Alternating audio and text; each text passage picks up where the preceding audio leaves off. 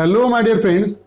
I am Dr. Wasim I Khan, Associate Professor, Shri Shivaji Law College, Parbhani, Maharashtra, India. So, in today's lecture, we will discuss a very special provision relating to the process to compel appearance of person. That is the third mode by which a person can be compelled to remain present before the court of law.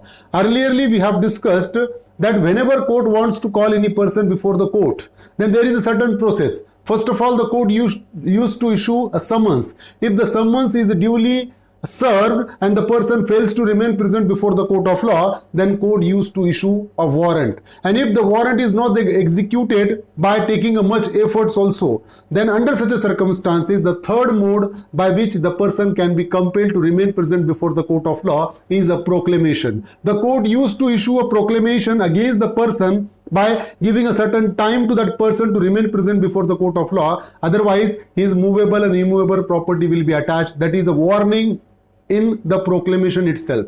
तो proclamation third mode है जिसके चलते हम किसी person को court के सामने बुला सकते हैं, मैजिस्ट्रेट कोर्ट के सामने बुला सकता है. सम्मन सर्व हो गया, पर्सन हाजिर नहीं हुआ, वारंट इशू हो गया, पर्सन हाजिर नहीं हुआ, उसके बाद प्रोक्लेमेशन का प्रोसेस है. तो हम आज के लेक्चर में प्रोक्लेमेशन डिस्कस करने वाले. तो आगे बढ़ने से पहले अगर अभी तक आपने मेरे चैनल को सब्सक्राइब नहीं किया है तो जरूर से सब्सक्राइब कर लीजिएगा, बेल नोटिफिकेशन को प्रेस करिएगा ताकि जब कभी भी मैं नया वीडियो अपलोड करूं तो उसका नोटिफिकेशन आप तक पहुंचे. तो चलिए हम डिस्कस करते हैं सेक्शन 84 जो डील करता है प्रोक्लेमेशन को.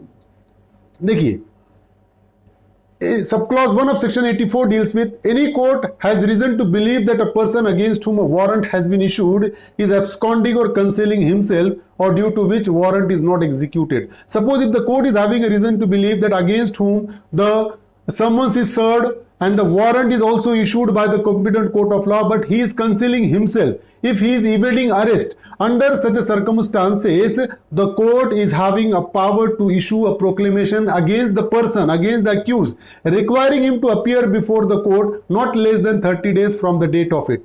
So whenever the court issues a warrant but the warrant is not executed because the person against whom the warrant is issued is concealing himself or is absconding, so court is having a very power to issue a proclamation, to publish a proclamation requiring a persons to remain present before the court of law not less than 30 days from the date of issuing the proclamation.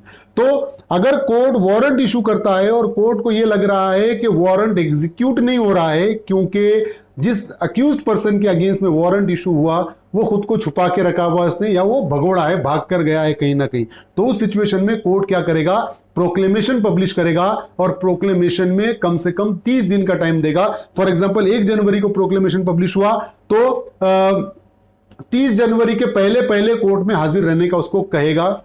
तो ये अगर वो नहीं रहेगा तो next step आएगी, तो proclamation में पब्लिश होगा प्रोक्लेमेशन. देखिए अब प्रोक्लेमेशन कैसा होना चाहिए. Sub clause 2 of section 84 deals with it shall be publicly read some conspicuous place of the town or village. So whenever the court issues a proclamation, that proclamation shall be publicly read. It means that proclamation has to be published in a public place, in a conspicuous place of a town or village. दर्शनीय जो भाग होता है जहां पर उस village में जहां पर वो पर्सन ऑर्डिनरीली रहता है जिसके अगेंस्ट में प्रोक्लेमेशन पब्लिश हुआ है, तो वहां पर उस पर्सन जहां पर वो रह रहा है वहां के जो पब्लिक प्लेस है, फॉर एग्जांपल अगर हम देखिए रेलवे स्टेशन हो गया, बस स्टेशन हो गया, कोर्ट हॉल हो गया, कोर्ट रूम हो गया, ये सारी चीजों पर वो प्रोक्लेमेशन पब्लिश किया जाएगा. Conspicuous, it shall be affixed to some conspicuous part of a house of a person against whom the proclamation is published. तो वो जो प्रोक्लेमेशन पब्लिश हुआ, वो इशू हुआ, वो जो पर्सन जिसके अगेंस्ट में प्रोक्लेमेशन है वो पर्सन जहां पर रहता है उसके घर के कॉन्स्पिशियस पार्ट का, कॉन्स्पिशियस पार्ट का घर का कौन सा होगा, उसका दरवाजा, डोर, उस पर भी एक कॉपी चिपकाई जाएगी प्रोक्लेमेशन की. A copy thereof shall be affixed to some conspicuous part of the court house. एक प्रोक्लेमेशन की कॉपी कोर्ट हाउस के कॉन्स्पिशियस पार्ट में, जहां कोर्ट का जो दर्शनीय भाग है जो आसानी से दिख सकता है, वहां पर भी एक प्रोक्लेमेशन की कॉपी पब्लिश की जाएगी. द कोर्ट में also if things fit published a proclamation in daily newspaper circulating in that place.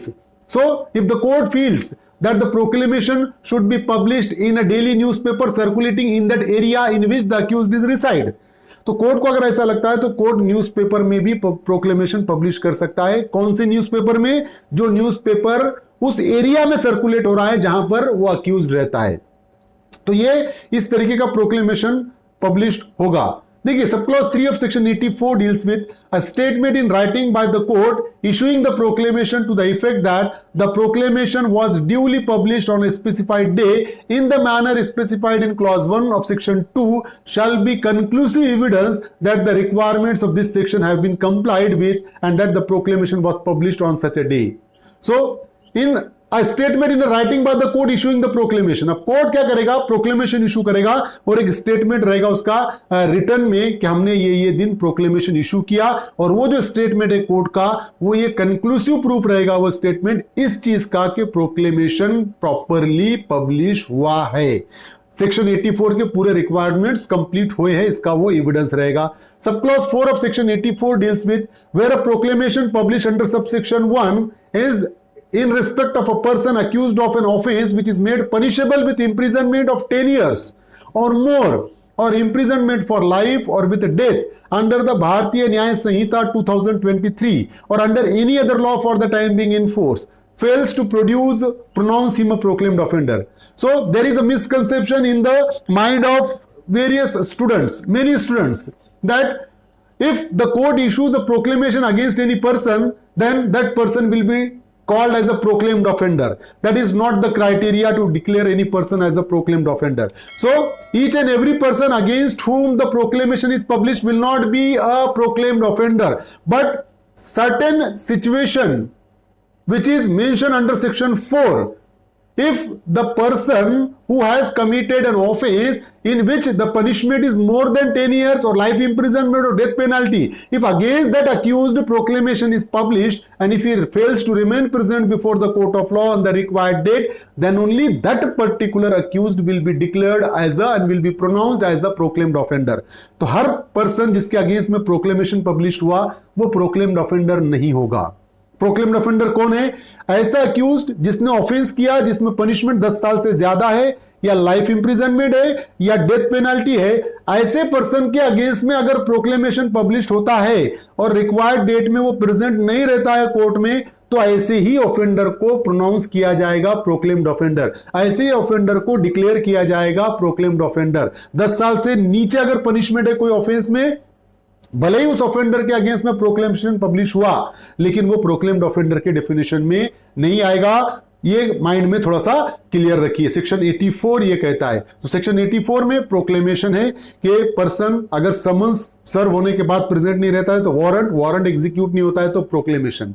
अब इसके आगे के लेक्चर में हम डिस्कस करने वाले हैं कि प्रोक्लेमेशन में जो 30 दिन का टाइम दिया है उसमें भी अगर अक्यूज प्रेजेंट नहीं रहता है तो फोर्थ मोड क्या रहेगा, attachment of property. We will discuss in next lecture. तो आज के लेक्चर में प्रोक्लेमेशन जो हमने डिस्कस किया, उम्मीद करता हूं कि आपको समझ में आया होगा। समझ में आया तो मेरे चैनल को सब्सक्राइब कीजिए और इस लेक्चर को ज्यादा से ज्यादा स्टूडेंट तक शेयर कीजिए। Thank you very much.